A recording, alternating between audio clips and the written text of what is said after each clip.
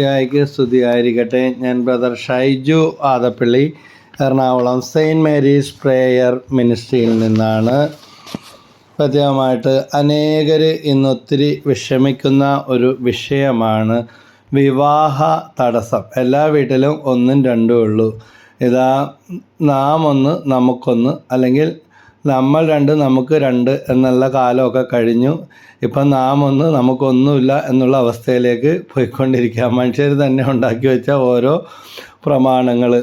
10ഉം 20ഉം മക്കളെ വളർത്തുന്ന സ്ഥാനത്ത് ഇന്ന് ഒരെണ്ണത്തിനെയും രണ്ടെണ്ണത്തിനെയും വളർത്താൻ പെടുകയാണ്. ഒരെണ്ണത്തിനെ അല്ലെങ്കിൽ രണ്ടെണ്ണത്തിനെ വളർത്താൻ വേണ്ടി 3എണ്ണത്തിനെ 5എണ്ണത്തിനെയൊക്കെ അബോർഷനാക്കി കളഞ്ഞ കുരുക്ക് ബന്ധനത്തിൽ കിടക്കുന്ന കഥകൾ മറുവശത്തും. എന്നിട്ട് സുഖമായിട്ട് കൈയും വീശി നടന്ന എന്നെ ജീവിക്കാൻ അനുവദിക്കാതെ എന്നാൽ നിങ്ങളൊന്ന് ജീവിക്കുന്നത് കാണട്ടെ എന്ന് പറയുമ്പോൾ മറുവശത്ത് ഇതാ കണ്ണാണ് കൈയാണ് കാലാണെന്ന് പറഞ്ഞ് വളർത്തിയവരെ അവരുടെ മംഗള കാര്യങ്ങൾ കാണാനോ തലമുറകളെ കാണാനോ പറ്റാത്ത അവസ്ഥ. കാരണം കുടുംബത്തിലോ തലമുറകളിലോ രക്തക്കറകളൊക്കെ വീണ് കിടക്കുന്നുണ്ടെങ്കിൽ അതൊരു ശാപമാണ്. ഏറ്റുപറയുകയും കുമ്പസാരത്തിൽ ഏറ്റുപറയും പരിഹാരം ചെയ്യേണ്ട ഒരു മേഖലയൊക്കെയാണ്. ജ്ഞാനം 12:3 പറയുന്നുണ്ട്, മന്ത്രവാദം, അവിശുദ്ധമായ അനുഷ്ഠാനങ്ങൾ, നിഷ്ഠൂരമായ ശിശുഹത്യ ഇവ മൂലം അവിടുത്തെ ആദ്യ ദേശത്തെ ആദ്യ നിവാസികളെ അങ്ങ് വെറുത്തു. ദൈവം വെറുത്തു എന്ന് അങ്ങനെ പറയുന്നുണ്ടോ ബൈബിളിൽ? ഉണ്ട്, ദേ ഇവിടെയാ. നിഷ്കളങ്കരായ വധിച്ച മാതാപിതാക്കന്മാരെ തങ്ങളുടെ പൂർവികരാൽ നശിപ്പിക്കാൻ, നിഷ്കളങ്കരായ കുഞ്ഞുങ്ങളെ വധിച്ച പൂർവികരാൽ നശിപ്പിക്കാൻ തിരുമനസ്സായി. ഇന്ന് തലമുറ സ്റ്റക്കായിരിക്കുന്ന അവസ്ഥ, അല്ലെങ്കിൽ അറ്റുപോകുന്ന അവസ്ഥയിലേക്ക് മനുഷ്യൻ്റെ ബുദ്ധിയിൽ കുരുങ്ങി നടത്തിയ ശ്രമങ്ങൾ അവനെ തന്നെ കെട്ടിയിട്ടിരിക്കുന്ന സാഹചര്യങ്ങളാണ്.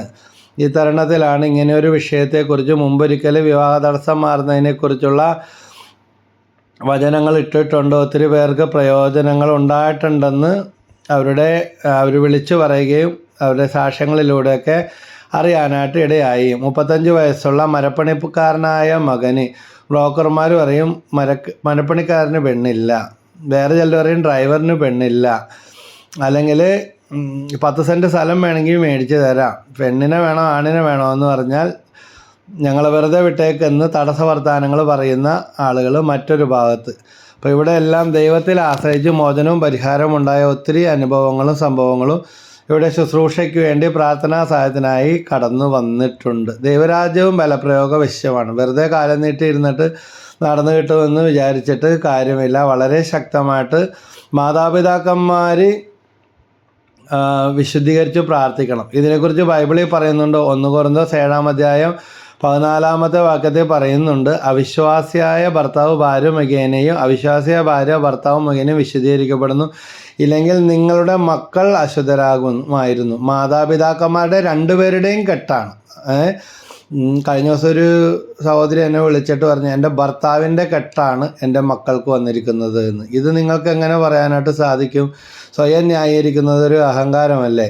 അപ്പോൾ ഭാര്യയും ഭർത്താവും ചേർന്നതാണ് മക്കൾ. അപ്പോൾ രണ്ടുപേരിൽ നിന്നും രണ്ട് കുടുംബത്തിൽ നിന്നും വരുന്ന കെട്ടുകളുണ്ടെന്ന് അംഗീകരിച്ച് മാനസാന്തരപ്പെട്ട് ദൈവകരുണയ്ക്ക് വേണ്ടി പ്രാർത്ഥിക്കണം. അല്ലാതെ ഭർത്താവിനെ കുറ്റപ്പെടുത്തി എന്നിട്ട് മരിച്ചിട്ടും കുറ്റപ്പെടുന്നവരും ജീവിച്ചിരിക്കുന്നവരെ കുറ്റപ്പെടുന്നവരും 2 മുറി കിടക്കുന്നവരും വേറെ വേറെ കിടക്കുന്നവരും തമ്മിലും ഉണ്ടാത്തവരും സ്നേഹമില്ലാത്തടത്ത് ആരാ ഉള്ളത്? പിശാച വസിക്കുന്നത് അല്ലേ? വരണ്ടുടങ്ങി കിടക്കുന്നിടത്ത് അവൻ്റെ പ്രവർത്തനമല്ലേ? വിട്ടുപോയ അശുദ്ധാത്മാവ് തന്നേക്കാൾ ശക്തരായ എണ്ണത്തിനെയും കൂടി കൂട്ടിക്കൊണ്ടുവരുമെന്നാണ് വിശുദ്ധ ഗ്രന്ഥത്തിൽ പറയുന്നത്. കല്യാണത്തിൻ്റെ 1 വർഷം അല്ലെങ്കിൽ 1 മാസം അല്ലെങ്കിൽ 1-2 വർഷം ഭയങ്കര സ്നേഹമായിരുന്നു എന്ന് പറയുന്നു. ഒരു ജഡികമായ സ്നേഹം പലയിടത്തും. അത് കഴിഞ്ഞപ്പോൾ കണ്ണിന് കണ്ടുകൂടാത്ത കുശുമ്പും അസൂയയും കുത്തുവാക്കും തെറിയും ലഹരിയും, എങ്ങനെ 2 കുടുംബക്കാരെയും കുറ്റപ്പെടുന്ന അവസ്ഥ. യഥാർത്ഥത്തിൽ അവരെന്ത് ചെയ്തു? ഭാര്യ ഭർത്താവിൻ്റെ വീട്ടുകാരാ, ഭർത്താവ് ഭാര്യയുടെ വീട്ടുകാരാ. ഇതൊന്നും പലരും കുമ്പസാരത്തിൽ പോലും പറയാറില്ല. നല്ല കൗൺസിലിംഗ് ഒക്കെ നടത്തി മാതാപിതാക്കൾ തന്നെ വിശുദ്ധീകരിച്ചാൽ. ഇവിടെ കടന്നു വന്നിട്ടുണ്ട്, മക്കളുടെ വിവാഹം നടക്കുന്നില്ല എന്ന് പറഞ്ഞ് അമ്മ വന്നപ്പോൾ ഭർത്താവിനെയും കൂട്ടിക്കൊണ്ടുവരിക എന്ന് പറഞ്ഞു വിട്ടിട്ടുണ്ട്. ഭാര്യയും ഭർത്താവും വന്ന് കൗൺസിലിംഗ് എടുത്ത് അതുപോലെ പോയി കുമ്പസാരിച്ച് നല്ല നിയമം വെച്ച് ധ്യാനമൊക്കെ കൂടി കഴിഞ്ഞപ്പോൾ വിവാഹ തടസ്സം നീങ്ങിയ അവസ്ഥകൾ ഉണ്ടായിട്ടുണ്ട്. മരപ്പണിക്കാരൻ്റെയും നടക്കും, ഡ്രൈവറിൻ്റെയും നടക്കും. 42 വയസ്സായ പയ്യൻ അവൻ ഗൾഫിൽ കിടന്നപ്പോൾ പറഞ്ഞ് നാട്ടിൽ വരട്ടെ എന്ന് ഓരോരുത്തർ പറയും. നാട്ടിൽ വന്നപ്പോൾ പറഞ്ഞു ഡ്രൈവറിന് പെണ്ണ് കിട്ടില്ല, പിന്നെ പറഞ്ഞു ഓട് വീടാണെന്ന് പറഞ്ഞു. പക്ഷേ ഉള്ളൊരുക്കി വചനം കേട്ട് വന്ന് കൗൺസിലിംഗ് എടുത്ത് നിയോഗം വെച്ച് പ്രാർത്ഥിച്ചപ്പോൾ വിവാഹം നടന്നു. വീട്ടിൽ 3 മക്കളുടെയും വിവാഹം നടക്കാതെ വീട്ടിൽ ഒരാൾ വന്ന് പ്രാർത്ഥിക്കാൻ തുടങ്ങി. 2 പേരുടെ വിവാഹം പടപടാന്നും പറഞ്ഞ് നടന്നു. നാടൻ ഭാഷയാണ് ഉപയോഗിച്ചുകൊണ്ടിരിക്കുന്നത്. അതുകൊണ്ട് വിവാഹം വിശേഷാൽ വഹിക്കുക, ദാമ്പത്യം പത്യം കാക്കുന്നത്. നമ്മൾ കാണുന്നുണ്ട് തോബിത്തിൻ്റെ പുസ്തകത്തിൽ അസ്മേദേവൂസ് എന്ന പിശാചിനെ പുറത്താക്കി. എല്ലാത്തിനും പിശാചിനെയും പറഞ്ഞുകൊണ്ടിരിക്കേണ്ട കേട്ടോ. പിശാചിനെ പുറത്താക്കി സാറയുടെയും തോബിയാസിൻ്റെയും വിവാഹ തടസ്സങ്ങൾ നീക്കി. എല്ലാത്തിനെയും പിശാചിനെയും പറഞ്ഞുകൊണ്ടിരിക്കുന്ന എന്ന് പറയുന്നത് യോഹന്നാൻ്റെ സുവിശേഷം 9-ാം അധ്യായം 3-ാം വാക്യത്തിൽ കാണുന്നുണ്ട്. ഇവൻ്റെയോ ഇവൻ്റെ പിതാക്കന്മാരുടെയോ അല്ലെങ്കിൽ പൂർവികരുടെയോ പാപം കൊണ്ടല്ല, മറിച്ച് ദൈവത്തിൻ്റെ പ്രവൃത്തികൾ ഇവനിൽ പ്രകടമാവുന്നതിന് വേണ്ടിയാണ് ഇവൻ ഇങ്ങനെ ജനിച്ചത്. അതുകൊണ്ട് വിവാഹം നടക്കേണ്ട വ്യക്തി വീട്ടുകാരോട് വഴക്കിട്ടോ തർക്കിച്ചിട്ടോ നോക്കാൻ ബാക്കി പോയതിനോ കമൻറ്റ് പറഞ്ഞിരുന്നിട്ടോ ഒരു കാര്യമില്ല. ആ വ്യക്തി ദൈവത്തിൽ ആശ്രയിക്കുക. എത്ര സുന്ദര കുട്ടപ്പനായാലും കുട്ടപ്പിയായാലും ഞാനൊക്കെ 10, 30, 33 ഞാനൊക്കെ ഓർത്തേച്ചാൽ ഈ വചനവും പ്രാർത്ഥനയും കേട്ടൊക്കെ നടക്കുമ്പോൾ ഇപ്പം തന്നെ കിട്ടും. പ്രാർത്ഥനയും വചനവും ആയതുകൊണ്ട് വേണ്ടെന്നും പറഞ്ഞ് പെമ്പിള്ളേർ തട്ടിക്കുടഞ്ഞിട്ട് വന്ന കല്യാണം വന്നതിനേക്കാൾ സ്പീഡിൽ പോയ കാര്യങ്ങളുണ്ടായിട്ടുണ്ട്. അപ്പോൾ വേറെ ചിലർ ഒരു പ്രാർത്ഥനയും ദൈവഭയമൊക്കെ ഉള്ളവർ അന്വേഷിച്ച് നടക്കുന്നവരുണ്ട്. അവിടെ ഒന്നും എത്തിച്ചേർന്നില്ലല്ലോ എന്നുള്ള വിഷമം. പക്ഷേ പിന്നീട് ഇതൊന്നും വേണ്ട എന്ന് പറഞ്ഞ് ഈ കാര്യം കൊണ്ട് പറഞ്ഞു പോയവർ കൗൺസിലിങ്ങിനും പ്രാർത്ഥിക്കാനും ധ്യാനം കൂടാനും വന്ന അവരുടെ കണ്ണുനീരും പിന്നെ കൗൺസിലിംഗ് ഒക്കെ എടുത്ത് പ്രാർത്ഥിക്കാനുള്ള അവസരങ്ങൾ ഉണ്ടായിട്ടുണ്ട്. അപ്പോൾ പോയതൊന്നും നമുക്കുള്ളതല്ല. ദൈവം നമുക്കായി ഒരെണ്ണം ഒരുക്കിയിട്ടുണ്ട്. അത് മുടങ്ങി ഇത് മുടങ്ങി മറ്റേത് മുടങ്ങി അവസാനം എത്തിച്ചേരേണ്ടതിൽ എത്തിച്ചേരും. ചിലർ വാശി പിടിക്കും ആദ്യം കാണുമ്പോൾ തന്നെ നടക്കണമെന്ന്. ഇത് നമ്മുടെ വിവാഹമാണ്, കച്ചവടമല്ല. അപ്പോൾ അതിൽ 2 കുടുംബങ്ങൾ തമ്മിൽ യോജിക്കണം. സ്വന്തം ഗോത്രം, സ്വന്തം മതവിഭാഗം. ഇപ്പോൾ you are A Hindu, B A good Hindu. You are A Christian, B A good Christian. You are a Muslim, B A good Christian. അതത് ഗോത്രത്തിൽ നിന്ന് ദൈവം അവരവർക്ക് ഉള്ള കാര്യങ്ങളൊക്കെ ഒരുക്കിയിട്ടുണ്ട്. ന്യായാധിപന്മാർ 14:3 പറയുന്നുണ്ട്, സാംസനോട് മാതാപിതാക്കന്മാർ ചോദിച്ചു, നിന്റെ ബന്ധുക്കളിലോ നമ്മുടെ ജനത്തിലോ സ്ത്രീകളില്ലാഞ്ഞിട്ടാണോ നീ അപരിച്ഛേദിതരായ ഫിലിസ്ത്യരുടെ ഇടയിൽ ഭാര്യയെ അന്വേഷിക്കുന്നത്? അല്ലെങ്കിൽ നാട്ടിലെങ്കും പെണ്ണില്ലെങ്കിൽ സ്വന്തം പെങ്ങളെ കെട്ടുവാന്ന് ചോദിക്കുന്നത് പോലെയാണ് ന്യായാധിപന്മാർ 14:3 ഈ മാതാപിതാക്കന്മാർ സാംസനോട് ചോദിക്കുന്നത്. അതുകൊണ്ട് വിവാഹത്തിന് വേണ്ടി പ്രാർത്ഥിക്കേണ്ട വചനങ്ങളൊക്കെ പറഞ്ഞു തരാം. അതിലേക്കാണ് നമ്മൾ ഈ വിഷയം കടന്നു വരുന്നത്. കാരണം രാമായണം ഒത്തിരി ആളുകൾ വിവാഹം കഴിക്കാനുള്ളവരും വിളിക്കുന്നുണ്ട്, കഴിപ്പിക്കാനുള്ള മാതാപിതാക്കൾ. ചിലർ മക്കൾക്ക് പക്വതയില്ല, വിദേശത്ത് ജോലി കിട്ടട്ടെ അല്ലെങ്കിൽ ഗവൺമെൻറ് ജോലി കിട്ടട്ടെ. എത്ര പേർക്ക് ഗവൺമെൻറ് ജോലി കിട്ടും? വെയിറ്റിംഗ് ലിസ്റ്റിലുണ്ടെന്നൊക്കെ പറഞ്ഞ് ചിലയിടത്തൊക്കെ സ്ത്രീധന കച്ചവടത്തിന് വേണ്ടിയാണ് ഒന്നും വേണ്ടെന്ന് പറഞ്ഞാലും കേട്ടാൽ തന്നെ നമുക്കറിയാം ഗവൺമെൻറ് ജോലി കിട്ടട്ടെ, പെർമനൻറ്റ് ജോലി കിട്ടട്ടെ എന്നും പറഞ്ഞ് വാശി പിടിക്കുന്നത്. ഞാനൊക്കെ കല്യാണം കഴിഞ്ഞ് എൻ്റെ പിറ്റേ മാസം ഉണ്ടായ ജോലി പോയി. ചില കൊമ്പുകൾ ദൈവം വെട്ടിക്കളയും. 5 വർഷമായിട്ട് ചെയ്തുകൊണ്ടിരുന്ന ജോലി നഷ്ടപ്പെട്ടു എന്നും പറഞ്ഞ് അന്നപ്പോൾ ഒന്നും മുടങ്ങിയില്ല. അധ്വാനിച്ച് നെറ്റിയിലെ വീർപ്പുകൊണ്ട് അപ്പം ഭക്ഷിക്കാൻ കൽപ്പിച്ച ദൈവം നമുക്ക് തിരഞ്ഞെടുത്ത് തരുന്ന ജോലിയും 2 പേരും ഒറ്റക്കെട്ടായിട്ട് നിന്നാൽ നടക്കാത്ത ഒരു കാര്യങ്ങളും ഈ ലോകത്തില്ല. അവിടെ സ്നേഹം, അവിടെ ദൈവം വസിക്കും. ഞാനും എൻ്റെ ഭാര്യയും കൂടെ ഒരു വ്യക്തിയോട് ഉപദേശിച്ചു കൊടുത്തത് ഇതാണ്, അനിയൻ്റെ കല്യാണം നടത്തട്ടെ എന്ന് വീട്ടുകാർ ചോദിക്കുന്നു, നടത്താൻ ഞാൻ പറയട്ടെ എന്ന് ആലോചന ചോദിക്കാമെന്ന ഒരു സഹോദരൻ. കാരണം അദ്ദേഹം പറഞ്ഞു ഒരു കോൺട്രാക്ട് ബേസിലുള്ള പ്രൈവറ്റ് ജോലിയാണ്, അനിയന് ഗവൺമെൻറ് ജോലിയുണ്ട്, അതുകൊണ്ട് അനിയൻ്റെ ആദ്യം നടക്കട്ടെ, എനിക്ക് ഗവൺമെൻറ് ജോലി കിട്ടട്ടെ, എന്നിട്ട് കല്യാണം നടത്തിയാൽ പോരെ എന്ന്. അപ്പോൾ കായം കഴിഞ്ഞുകൊണ്ടിരിക്കുകയാണ്. അപ്പോൾ പ്രാർത്ഥനയിൽ കിട്ടിയ മറുപടി ഇതായിരുന്നു, ആദ്യം ചേട്ടൻ്റെ കല്യാണം നടക്കട്ടെ, പിന്നെ അനിയൻ്റെ നടക്കട്ടെ. അപ്പോൾ പറഞ്ഞു ജോലി ഒരു സേഫ് അല്ലല്ലോ, അങ്ങനെ ഇങ്ങനെയൊക്കെ പറഞ്ഞു. അപ്പോൾ ഞങ്ങൾ ചോദിച്ചു, നിൻ്റെ ഇപ്പോൾ ജോലി എടുക്കുന്ന കൂട്ടത്തിൽ ആരും കല്യാണം കഴിച്ചിട്ടില്ല? അതുകൊണ്ട് എല്ലാവരും കല്യാണം കഴിച്ചതൊക്കെ തന്നെയാണ്.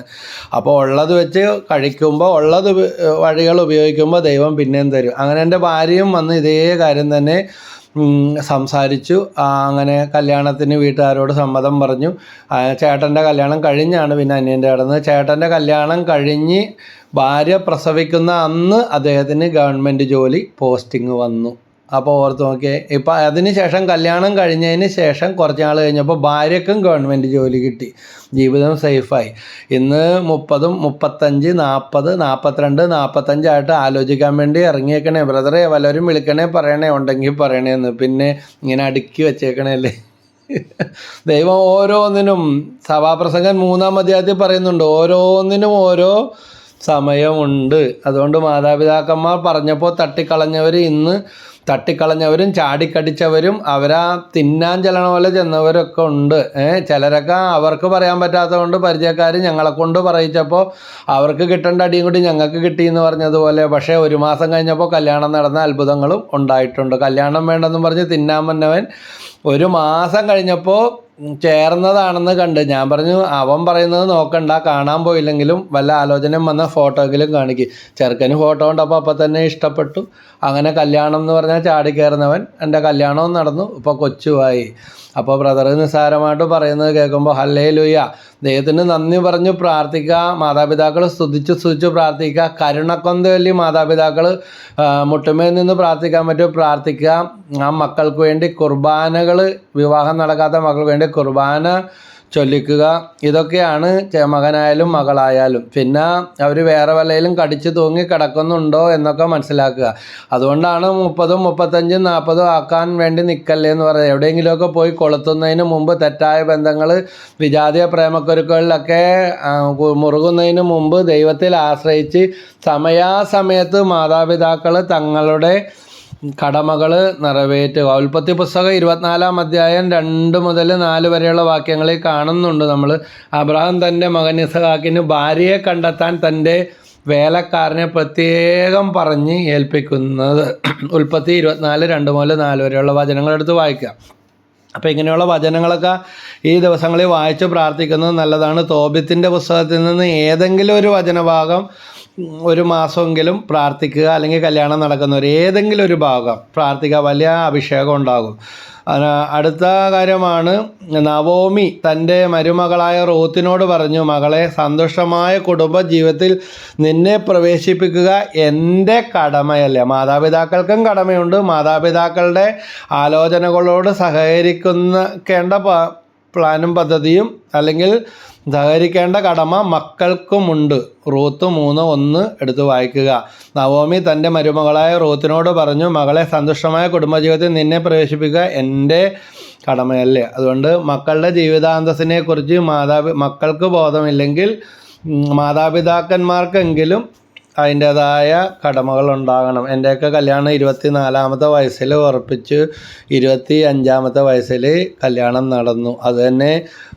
അപ്പോൾ നേരത്തെ അവനവൻ്റെ കാര്യങ്ങൾ, ഉത്തരവാദിത്തങ്ങൾ ചെയ്യണമെന്നുള്ള ബോധ്യം മാതാപിതാക്കന്മാർക്ക് ഉണ്ടായിരുന്നു. അതുകൊണ്ട് മാതാപിതാക്കന്മാർക്ക് മക്കളെയും അവരുടെ മക്കളെയൊക്കെ കണ്ട് പോകാനുള്ള അനുഗ്രഹങ്ങൾ ദൈവം കൊടുത്തു. വേറെ ചിലരുണ്ട് ഉറപ്പിച്ച് വെച്ചിട്ട് എൻ്റെ ഒക്കെ നടന്നതെന്ന് വെച്ചാൽ ഭാര്യയുടെ അപ്പം വിദേശത്തായിരുന്നതുകൊണ്ട് അദ്ദേഹത്തിന് വരാൻ വേണ്ടി ഞങ്ങൾ അങ്ങനെ അദ്ദേഹം കൂടെ വന്നിട്ട് അങ്ങനെ ഒരു പ്രത്യേക സാഹചര്യം ക്രമീകരണങ്ങൾ ചെയ്യേണ്ടതുണ്ടായതുകൊണ്ടാണ്.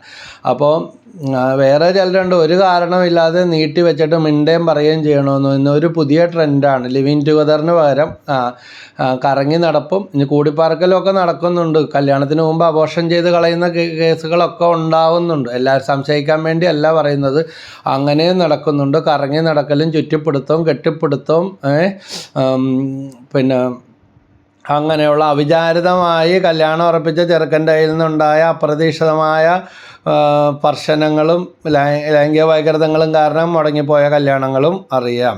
അപ്പോൾ അതുകൊണ്ട് ഒരുപാട് വലിച്ചു നീട്ടി കുളമാക്കാതെ നമ്മളൊക്കെ കല്യാണം കഴിച്ചത് മിണ്ടി പറഞ്ഞു വീട്ടുകാർ, 2 വീട്ടുകാർ തമ്മിൽ ചേരണം, യുവതിവാക്കൾ തമ്മിലുള്ള പരസ്പരം. പിന്നെ ഇത് മനുഷ്യൻ്റെ തിരഞ്ഞെടുപ്പ് മാത്രമല്ല, ദൈവത്തിൻ്റെ തിരഞ്ഞെടുപ്പ് കൂടിയാണ്. ലാബാൻ പറയുന്നുണ്ട് ഉൽപ്പത്തി പുസ്തകത്തിൽ, ഇതിനെക്കുറിച്ച് ഗുണമോ ദോഷമോ എനിക്ക് പറയാനില്ല, ഇത് ദൈവത്തിൻ്റെ തിരഞ്ഞെടുപ്പാണ് എന്ന് ഭാര്യാഭർത്താക്കന്മാർക്ക് തിരിച്ചറിയണം. ഭാര്യാഭർത്താക്കന്മാർ അല്ലെങ്കിൽ ദമ്പതികൾ തിരിച്ചറിയണം. ഇതിനെക്കുറിച്ച് ഗുണമോ ദോഷമോ എനിക്ക് പറയാനില്ല, ഇത് ദൈവത്തിൻ്റെ തിരഞ്ഞെടുപ്പാണ്. ഭാര്യയും ഭർത്താവിനെ യോജിപ്പിക്കുന്നത് ദൈവമാണ്. ഇതൊരു രഹസ്യമാണെന്ന് വചനത്തിൽ പറയുന്നുണ്ട്. അതുകൊണ്ടാണ് മത്തായി 19:6 പറയുന്നത്, ദൈവം യോജിപ്പിച്ചത് മനുഷ്യൻ വേർപെടുത്താതിരിക്കട്ടെ എന്ന്.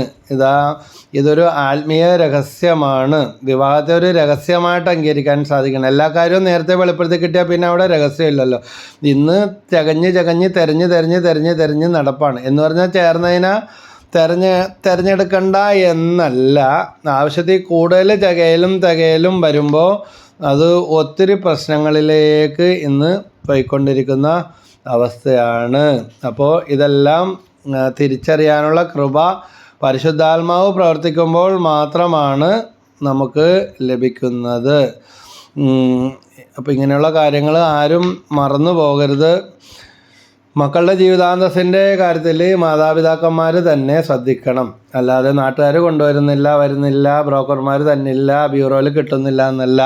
അതിൻ്റെ ഓരോ സമയക്രമം അനുസരിച്ച് പ്രായം കവിയാൻ നിൽക്കാതെ പിന്നെ വിട്ടുവീഴ്ച സങ്കല്പങ്ങളിലെ പങ്കാളിയല്ല മക്കളും.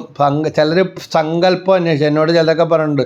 ബസ് സ്റ്റോപ്പിലും കോളേജിലും പള്ളിയിലൊക്കെ ചെല്ലുമ്പോൾ നല്ല സുന്ദരിമാരെ കാണും. പക്ഷേ നമ്മൾ കാണാൻ വരുന്നതും കാണാൻ ചെല്ലുമ്പോഴും ഇതൊക്കെ അവിടെ പോയിരുന്നു. എല്ലാം തികഞ്ഞിട്ട് കിട്ടാൻ നമ്മളും തികഞ്ഞവരല്ല.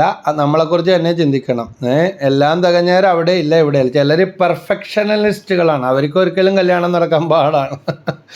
ഇങ്ങനെ വർഷങ്ങളായിട്ട് കല്യാണം ആലോചിച്ച് എന്തെങ്കിലും ഒരു കാര്യം പറഞ്ഞ് സ്വയം കുത്തിക്കളയുന്നവരും തടസ്സപ്പെടുത്തി കളയുന്നവരുണ്ട്. എല്ലാം പൂർണ്ണത. ഇത് ബിസിനസ് അല്ല, ഇത് ജോലിയല്ല, ഇത് വിവാഹ ജീവിതമാണ്. ആ ബോധ്യം ഉണ്ടാകണം. പ്രഭാഷകന്റെ പുസ്തകം 7-ാം അധ്യായത്തിൽ 25-ാം വാക്യത്തിൽ പറയുന്നുണ്ട്, പുത്രിയെ വിവാഹം ചെയ്ത് കൊടുക്കുമ്പോൾ വലിയൊരു ചുമതല തീരുന്നു. വിവേകമുള്ള ഒരുവന് വേണം അവളെ നൽകാൻ. മകനെ നൽകുന്നതും മകളെ നൽകുന്നതായാലും വിവാഹത്തിൽ ചേർക്കുമ്പോൾ ഈ ഒരു കാര്യം വിവേകമുള്ള ഏത് വരമാണ്? വിവേകത്തിൻ്റെ വരം ഉണ്ടാകണം. ഇല്ലെങ്കിൽ പ്രശ്നമാണ്. കാരണം മലാക്കി 2:15 പറയുന്നുണ്ട്, ദൈവഭക്തരായ സന്തതികളെ അല്ലാതെ എന്താണ് ദൈവം ആഗ്രഹിക്കുന്നത്? അതുകൊണ്ട് കുമ്പസാരിച്ചിട്ടൊക്കെ ഒരുപാട് നാളായിട്ടുള്ളവരുണ്ടെങ്കിൽ, വിവാഹം ആലോചിക്കുന്നവരായാലും വിവാഹം മക്കൾക്ക് വേണ്ടി ആലോചിക്കുന്നവരായാലും കുടുംബമൊക്കെ വീടൊക്കെ ഒന്ന് വെഞ്ചിരിപ്പിച്ച് കുടുംബ പ്രാർത്ഥനയൊക്കെ മുടങ്ങാതെയൊക്കെ ഇഞ്ഞെങ്കിലും ചൊല്ലി കരണക്കൊന്തയൊക്കെ ചൊല്ലി വിശ്വകുർബാന ഒക്കെ ചൊല്ലിക്കണം. കുടുംബത്തിന് മരിച്ചവർക്ക് വേണ്ടിയുള്ള കടമകൾ നിറവേറ്റാതിരിക്കുന്നത് ഭയങ്കര കടമ. കാരണം അവരുടെ എല്ലാം അടിച്ചെടുത്തു. ഒരു പൊതി ചോറ് പോലും ഒരു പാവപ്പെട്ടവന് കൊടുക്കൂല, അല്ലെങ്കിൽ ഒരു കുർബാന പോലും ചൊല്ലിക്കൂല, ഒരു ഓഫീസ് പോലും ചൊല്ലിക്കൂല. എങ്ങനെ അഴിയാതിരിക്കും? അപ്പോൾ അങ്ങനെയുള്ള കുറവുകളുണ്ടെങ്കിൽ മരിച്ചവർക്കും കുടുംബത്തിലും തലമുറകളുള്ള ഉത്തരവാദിത്തങ്ങളെല്ലാം നമുക്ക് ഉണ്ട്. അത് മനസ്സിലാക്കാനായിട്ട് നമുക്ക് സാധിക്കണം. കാരണം തലമുറകളിലൂടെ നമ്മളിലേക്ക് കുടുംബത്തിലേക്ക് കടന്നു വന്ന അനുഗ്രഹങ്ങൾ ഒരിക്കലും മറക്കരുത്. പൂർവികരുടെ കണ്ണുനീര്, അവരുടെ പ്രാർത്ഥനകളെല്ലാം നമ്മുടെ ജീവിതത്തിലേക്ക് മുതൽക്കൂട്ടായി കടന്നു വന്നിട്ടുണ്ട്. സുഭാഷിതം 19:14 പറയുന്നുണ്ട്, വീട് സമ്പത്തും പിതാക്കന്മാരിൽ നിന്ന് അവകാശമായി കിട്ടുന്നു. ഓർത്തെ, അവർ കഷ്ടപ്പെട്ട ചോര നീരാക്കിയ സമ്പാദിച്ചു വെച്ച. ഇനി അർഹതപ്പെടാത്തതോ പിടിച്ചു പറിച്ചതോ മായം ചേർത്തതോ കള്ളത്തരം കാണിച്ചതോ കൂടപ്പിറപ്പങ്ങളെ വഞ്ചിച്ചതോ മാതാപിതാക്കൾക്ക് പച്ചവെള്ളം കൊടുക്കാത്തതോ ഒക്കെ ഉണ്ടെങ്കിൽ അത് അവിടെ കിടന്ന് തിരിയും. അതുകൊണ്ടാണ് മാതാപിതാക്കന്മാർ പൂർവികരുണ്ടാക്കി വെച്ചത് നേരായ വഴിയിലാണെങ്കിൽ അത് നേരായ രീതിയിൽ പോകും, മക്കൾക്കടെ കെട്ടുകളഴിയും. ഉണ്ടാക്കി വെച്ചത് വീട് സമ്പത്തും പിതാക്കന്മാരിൽ നിന്ന് അവകാശമായി കിട്ടുന്നു. വിവേകമതിയായ ഭാര്യ ആവട്ടെ കർത്താവിൻ്റെ ദാനമാണ്. സുഭാഷിതം 19:14. അതുകൊണ്ട് ഭാര്യ ആകട്ടെ ഭർത്താവ് ആകട്ടെ മാതാപിതാക്കളെ കുറ്റപ്പെടുത്തി കൊണ്ടിരുന്നിട്ട് കാര്യമില്ല. നിങ്ങളെ തന്നെ വിശുദ്ധീകരിക്കുക. അപ്പോൾ നമ്മളെ ഇപ്പോൾ കീഴ്പ്പെടുത്തിക്കൊണ്ടിരിക്കുന്ന ആ ശത്രുവിൻ്റെ മേൽ ജോഷുവ 7:13 പറയുന്നത് പോലെ ശത്രുക്കൾ നമ്മളെ കീഴ്പ്പെടുത്തുകയില്ല. ശത്രുക്കളുടെ മേൽ നമുക്ക് വിജയം ലഭിക്കും. നിങ്ങളെ തന്നെ വിശദീകരിക്കണം. അവർ ആരോ എന്തോ ചെയ്തു വെച്ചെന്നും പറഞ്ഞ് നടക്കുന്നവരുണ്ട്. ദൈവത്തെ ചിലർക്ക് ചെകുത്താനും മന്ത്രവാദത്തിനെയൊക്കെയാണ് ഭയങ്കര വിശ്വാസം. അങ്ങനെയുള്ള തെറ്റായ വിശ്വാസങ്ങൾ ഉള്ളതാകട്ടെ ഇല്ലാത്തതാകട്ടെ എന്ന് തലേന്ന് കളയുന്നു, അന്ന് കുടുംബം രക്ഷപ്പെടും. അപ്പോൾ ഇത്രയും കാര്യങ്ങൾ പറഞ്ഞു തരികയാണ്. നമ്മുടെ വീടൊക്കെ വെഞ്ചരിപ്പിച്ചിട്ട് ഒരുപാട് നാളാണ്. വീടൊക്കെ വെഞ്ചരിക്കുക, കൊന്തിരക്കൊക്കെ പുകച്ചൊക്കെ പ്രാർത്ഥിക്കുക. അസ്മേദേവസ് എന്ന ദുരാത്മാവിനെ ഇതാ മത്സ്യത്തിൻ്റെ ചങ്കും കരൾ വിട്ട് ദൈവദൂതൻ പറഞ്ഞതുപോലെ റഫേൽ മാലാഖയുടെ മധ്യസ്ഥം വഴി പ്രാർത്ഥിച്ചതുപോലെ, അപ്പോൾ പൈശാചിക ബന്ധനങ്ങൾ വിട്ടുപോയതുപോലെ ദുഷ്ടാരൂപിയുടെ സോദനങ്ങൾ കുടുംബത്തിൽ വിശുദ്ധി, പ്രാർത്ഥന, ധൂപം ഇതെല്ലാം കടന്നു വരുമ്പോൾ മംഗളകാര്യങ്ങൾ നടക്കും. നമുക്കറിയാം, നമുക്കൊരു ഓപ്പറേഷൻ ചെയ്യാനായിട്ട് പോകുമ്പോൾ രോഗി ഒരുങ്ങും, ഡോക്ടർ ഒരുങ്ങും, ഓപ്പറേഷൻ തിയേറ്റർ ഒരുങ്ങും, നേഴ്സുമാരൊരുങ്ങും, വീട്ടുകാരൊരുങ്ങും, പൈസ കൊണ്ടൊരുങ്ങും, എല്ലാം ഒരുങ്ങും അല്ലേ. അപ്പം അതുപോലെ തന്നെ എന്നെയും നിങ്ങളെയും പോലെ ഒരു മനുഷ്യനെ രണ്ട് വ്യത്യസ്ത കുടുംബങ്ങളിലുള്ളവർ തമ്മിൽ ചേരാൻ, രണ്ട് കുടുംബങ്ങൾ തമ്മിൽ ചേരാൻ, അതിലൂടെ തലമുറകൾ കടന്നു വരാൻ വേണ്ടി ഒത്തിരി പ്രാർത്ഥനയും വിശുദ്ധീകരണം ആവശ്യമാണ്. കല്യാണം കഴിഞ്ഞിട്ടല്ല പ്രാർത്ഥിക്കാൻ വേണ്ടി അതിനുവേണ്ടിയൊക്കെ നടക്കുന്നത്.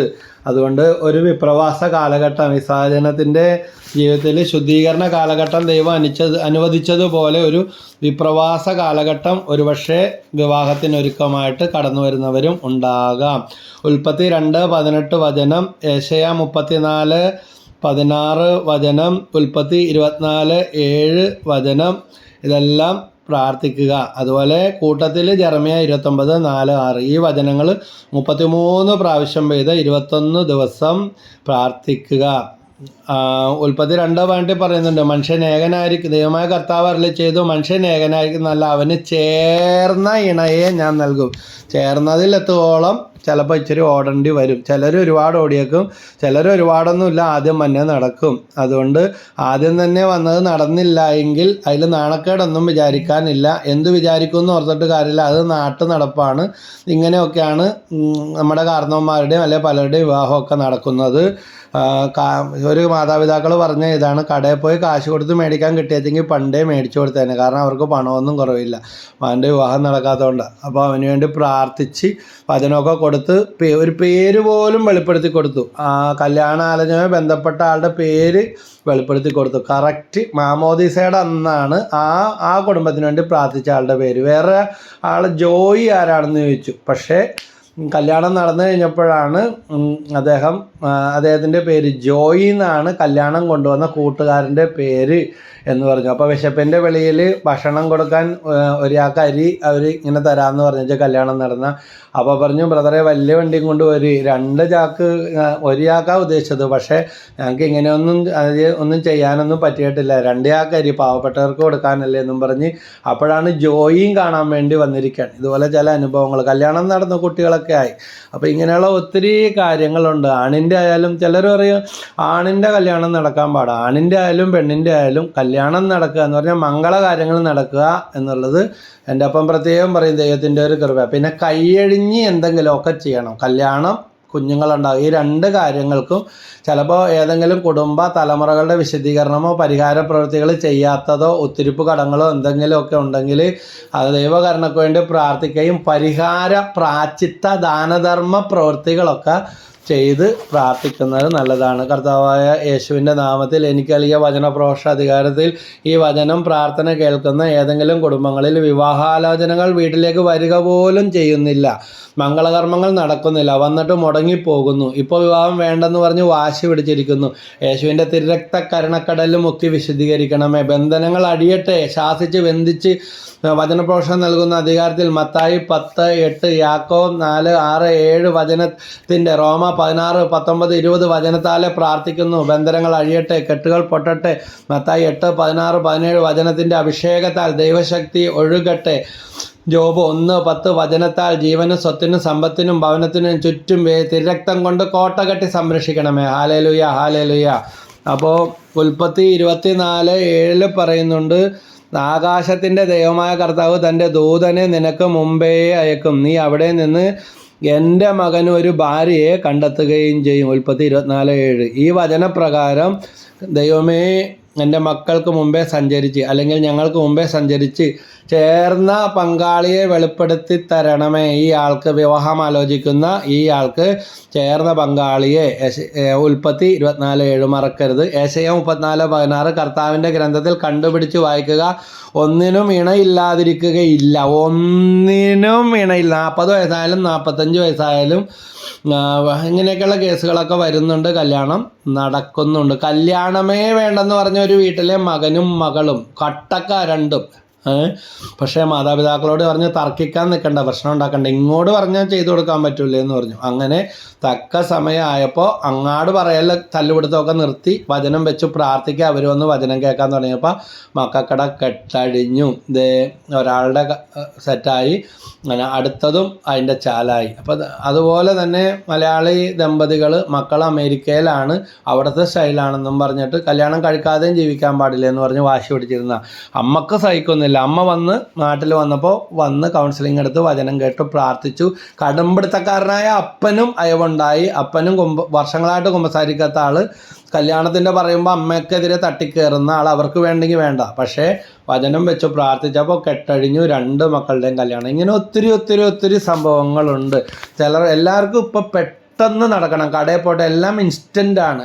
ഫാസ്റ്റ് ഫുഡ് സംസ്കാരം പോലെ വേഗം നടക്കണം, ഓർഡർ കൊടുത്താൽ വേഗം വരണം, കാശ് മുടക്കിയാൽ വേഗം കിട്ടണമെന്ന് പറഞ്ഞ പോലെ എല്ലാ ഡിമാൻഡും ഉണ്ടാകുകയും വേണം. പെട്ടെന്ന് നടന്നില്ല, ഒന്ന് കാണാൻ പോയി അല്ലെങ്കിൽ അങ്ങാടും പോയി വന്നെന്നും പറഞ്ഞ് ഇപ്പം തന്നെ നടന്നില്ലെങ്കിൽ തീർന്ന് കഥ. അതുകൊണ്ട് ഈ കാര്യത്തിൽ മാത്രം ജീവിതാവസാനം വരെയുള്ള കാര്യമാണ്, തലമുറകളുടെ കാര്യമാണ്. അതുകൊണ്ട് ആരും പിടിവാശി നിർബന്ധ ബുദ്ധിയും പിടിക്കല്ലേ, അങ്ങനെ പിടിച്ച് കുഴികളിൽ ചാടല്ലേ. ദൈവത്തിൻ്റെ തീരുമാനമാണോ, ദൈവഹിതമാണോ, പറ്റാത്തതാണെങ്കിൽ വിവാഹത്തിലേക്ക് കടന്നിട്ട് ഇന്ന് ഒരുപാട് പിരിയാൻ നടക്കുന്ന കേസുണ്ട്. അതുകൊണ്ട് നേരത്തെ പോകണമെങ്കിൽ പോയിക്കോട്ടെ, പോയത് നല്ലതായെന്ന് ദൈവത്തിനോട് പറയുമ്പോൾ പറയും ദൂരം കൂടിപ്പോയി, അല്ലെങ്കിൽ എന്തെങ്കിലുമൊക്കെ കണ്ടുപിടിക്കും. നടക്കാനുള്ളതാണെങ്കിൽ ദൂരം ഒന്നും പ്രശ്നമല്ല. ഇന്നാളൊരു പെങ്കൊച്ച് പറഞ്ഞതാ, ബ്രദറിൻ്റെ നാടിൻ്റെ അടുത്താണ് എൻ്റെ വീട്, പക്ഷേ എന്നെ മുംബൈയിലാണ്, പണി പറ്റിപ്പോയി, ഒന്ന് നല്ലോണം അന്വേഷിക്കേണ്ടതായിരുന്നു, പിരിയാൻ വേണ്ടി പോണേണ്, കുട്ടികളും ഉണ്ടായിട്ടില്ല എന്ന് പറഞ്ഞ്. ഞാൻ പറഞ്ഞ് അസംബന്ധം പറയല്ലേ സഹോദരി, ദൈവദൂഷണം പറയല്ലേ എന്ന് പറഞ്ഞു. കുഞ്ഞുങ്ങളുണ്ടാകുന്ന കാര്യത്തിൽ അയാൾക്ക് താല്പര്യമില്ല. അങ്ങനെ അങ്ങോട്ടും കുറ്റപ്പെടുന്ന പിരിയുന്ന അവസ്ഥ. പക്ഷേ ഇതേ ആ ഫോണിലൂടെയൊക്കെ പ്രാർത്ഥിച്ചു. ഇതും പറഞ്ഞിട്ട് വേഗം ഫോണിൽ കൂടെ വിളിക്കാനിരിക്കല്ലേ. അടുത്തുള്ളവർ പോലും, അകലെയുള്ള ഒത്തിരി പേര് ആ ഒരു മര്യാദകൾ കാണിക്കുന്നുണ്ട്. അപ്പോൾ നമ്മുടെ ഏതൊരു കാര്യത്തിനും നമ്മൾ ഇറങ്ങണം, ബുദ്ധിമുട്ടണം. അല്ലാതെ നല്ല കാര്യങ്ങൾ സാധിച്ചു കിട്ടാൻ ഇത്തിരി ബുദ്ധിമുട്ടിയേ പറ്റും. എൻ്റെ അപ്പനൊക്കെ പറയാറുള്ളത് പോലെ. അതുപോലെ നല്ല രീതിയിൽ പരിഹാരവും ദാനധർമ്മവും പ്രായശ്ചിത്ത പ്രവൃത്തികളെല്ലാം ചെയ്തിട്ടുണ്ടെന്ന് പറയും. ചെയ്തിട്ടുണ്ടെന്നല്ല, ജീവിതകാലം മുഴുവൻ ചില കാര്യങ്ങൾ ചെയ്യേണ്ടി വരും. മന്ത്രവാദം, കേസ്, ഡോക്ടർ, മരുന്ന്, ലാബ്, എന്താ വാരി എറിയും. മന്ത്രവാദത്തിന് പോകാൻ ഒളിച്ചും പാത്തും ആരും അറിയാതെയും ലക്ഷങ്ങളൊക്കെ മുടക്കുന്നവരുണ്ട്. പക്ഷേ എന്തെങ്കിലും ഒരു നല്ല കാര്യം പറയുമ്പോൾ അതിന് ആവശ്യമില്ലാത്ത ലുബ്ധും പിശുക്കും കടുംപിടുത്തവും കൊടുക്കുന്നതിന് കുറ്റം പറയുന്നവരൊക്കെ ഉണ്ട്. അപ്പോൾ അങ്ങനെയുള്ള കെട്ടുകളൊക്കെ അഴിയണം, പരിഹാരങ്ങൾ ചെയ്ത് പ്രാർത്ഥിക്കണം. അത് നിങ്ങളുടെ തിരഞ്ഞെടുപ്പാണ്, നമ്മുടെ സ്വാതന്ത്ര്യമാണ്, നമുക്കിഷ്ടമുള്ളതുപോലെ ചെയ്യാം. ദൈവത്തിൻ്റെ കരുണയിൽ ആശ്രയിക്കുക. അപ്പോൾ ഉൽപ്പത്തി 2:18, ഏശയ്യാ 34:16, ഉൽപ്പത്തി 24:7, ജെറമിയ 29:4 മുതൽ 6 വരെയുള്ള വാക്യങ്ങൾ. നിങ്ങളുടെ മക്കളെ വിവാഹം കഴിപ്പിക്കുവിനെന്ന് അവിടെ ഉറപ്പിച്ച് തറപ്പിച്ച് വചനം പറയുന്നുണ്ട്. ബൈബിളിൽ ഇത്രയിൽ കൂടുതൽ ദൈവം എന്താ ചെയ്തു തരേണ്ടത്? അതുകൊണ്ട് വിവാഹം കഴിപ്പിക്കാൻ പറഞ്ഞ ദൈവം നമ്മുടെ വിവാഹം തടസ്സപ്പെടുത്തി വെക്കൂല. നമ്മൾ തന്നെയാണ് പലപ്പോഴും സഭാപ്രശ്നം 7:29 പറയുന്നത് പോലെ മനുഷ്യൻ്റെ സങ്കീർണ പ്രശ്നങ്ങൾ അവൻ്റെ തന്നെ സൃഷ്ടിയാണ്, അനാവശ്യമായ ഡിമാൻഡുകളും. അതുകൊണ്ട് ചിലയിടത്തൊക്കെ മാതാപിതാക്കളുടെ കണ്ണുനീര് വീണുകൊണ്ടിരിക്കുക. വിവാഹത്തിൻ്റെ കാര്യം പറയുമ്പോൾ സംഗതി പ്രശ്നമാണ്, മിണ്ടാതിരുന്ന് മുന്നോട്ട് പോകുന്നവരുണ്ട്. കഴിഞ്ഞ ദിവസം ആരെന്നെ വിളിച്ചിട്ടുണ്ട്, 52 വയസ്സായി, ഇപ്പോൾ കല്യാണം വേണം. ഇത്രയും നാൾ അപ്പനും പോയി അമ്മയും പോയി, ഇപ്പോൾ കല്യാണം അന്വേഷിച്ച് നടക്കുകയാണ്. എല്ലാം ഉണ്ടെന്ന് അറിയാം, എല്ലാം ഉണ്ടായിട്ട് എന്താ കാര്യം? ഓരോന്നിനും ഓരോ സമയമുണ്ട്. അപ്പോൾ അന്ന് മാതാപിതാക്കന്മാർ ഒഴുക്കാത്ത കണ്ണീരില്ല. അവരൊരുപാട് നാണം കെട്ടിട്ടുണ്ട്. എല്ലാവരും അവരോട് ചോദിക്കും, എന്താ നിങ്ങളാ മാതാപിതാക്കന്മാരുടെ സ്ഥാനത്ത് ഇത് കേൾക്കുന്നവരുണ്ടെങ്കിൽ ഒന്ന് ചിന്തിച്ച് നോക്ക്. നിങ്ങളാണ് അപ്പൻ്റെ അമ്മയുടെ സ്ഥാനത്തെങ്കിൽ കാണുന്നവർ ചോദിക്കും, എന്താ ചെറുക്കന് കല്യാണം നോക്കണില്ലേ? ചിലർ വഴക്ക് പറയും, ചിലപ്പോൾ പെണ്ണിനെ എന്താ ഇങ്ങനെ നിർത്തിയിരിക്കുന്നത് എന്ന്.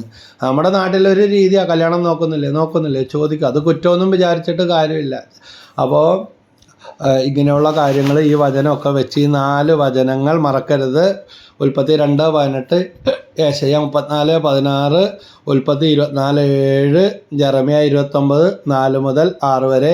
ഈ വചനങ്ങൾ എല്ലാ ദിവസവും കല്യാണവും കഴിപ്പിക്കണം, വീടും പണിയണം, അവർക്കും കുഞ്ഞുങ്ങളുണ്ടാകട്ടെ, നിങ്ങളുടെ സംഖ്യ കുറഞ്ഞു പോരുതെന്ന് ദൈവം കൽപ്പിച്ചേക്കണേ. അതുകൊണ്ട് ദൈവമാണ് തടസ്സപ്പെടുത്തുന്ന ചിന്ത ചിലർക്ക് ഭയങ്കര ബന്ധനോ തടസ്സമോ. അതുകൊണ്ട് ഒരിക്കലും ഇനി അങ്ങനത്തെ വാക്ക് പറയരുത്. കുമ്പസാരത്തിലൊക്കെ അങ്ങനത്തെ കാര്യം പറഞ്ഞിട്ടുണ്ടെങ്കിൽ പറയണം, പറഞ്ഞ് പശ്ചാത്തപിച്ച് പ്രാർത്ഥിക്കണം. അങ്ങനെ പ്രാർത്ഥനയോടെ വചനം വെച്ച് ഒരു 33 പ്രാവശ്യം വെച്ച് ഒരു 40 ദിവസം നമുക്ക് പ്രാർത്ഥിക്കാം. 33 പ്രാവശ്യം വെച്ച് 40 ദിവസം പ്രാർത്ഥിക്കാം. ആഴ്ചയിൽ ഒരു നേരം ഉപവസിച്ച് പ്രാർത്ഥിക്കാൻ പറ്റുമെങ്കിൽ അതും നല്ലത്. അതും പറഞ്ഞ് ഇങ്ങോട്ട് വിളിക്കല്ലേ, കുറേ പ്രാർത്ഥിച്ച് ഇനി പ്രാർത്ഥിച്ചിട്ട് പോലും കാര്യമുണ്ട്. അങ്ങനത്തെ ഒരു പ്രാർത്ഥിച്ചിട്ടും വിളിച്ചിട്ടും ഒരു കാര്യമില്ല. യാക്കോബ് 1:7 പറയുന്നുണ്ട്, സംശയ മനസ്കനും എല്ലാ കാര്യങ്ങളിലും ചഞ്ചല പ്രതിയുമായ ഒരുവന് ഒന്നും ദൈവത്തിൽ നിന്ന് കിട്ടുകയില്ല. അതുകൊണ്ട് സംശയ മനസ്ഥിതി കളയും, കടുംപിടുത്തം മാറി, കൊമ്പ് ഞാൻ പിടിച്ച 4 ചെവിയുണ്ട്, അങ്ങനത്തെ കാര്യങ്ങളൊക്കെ ഇറങ്ങണം. ഇതൊരു കൂദാശയാണ് വിവാഹം. ഒരു കൂദാശ പരികർമ്മം ചെയ്യപ്പെടുന്ന നടക്കണ എളിമയുടെ തലത്തിലേക്ക് ഇറങ്ങി വരണം. ഇനി പ്രാർത്ഥിക്കാൻ ഒന്നുമില്ല, പോകാത്ത സ്ഥലമില്ല എന്നും പറഞ്ഞ് ഇതും കൂടെ വേണോന്നും പറഞ്ഞ് വിളിച്ചും കൂടെ ചോദിക്കണ്ട. അപ്പോൾ ഇറങ്ങേണ്ടത് ഇറങ്ങണം.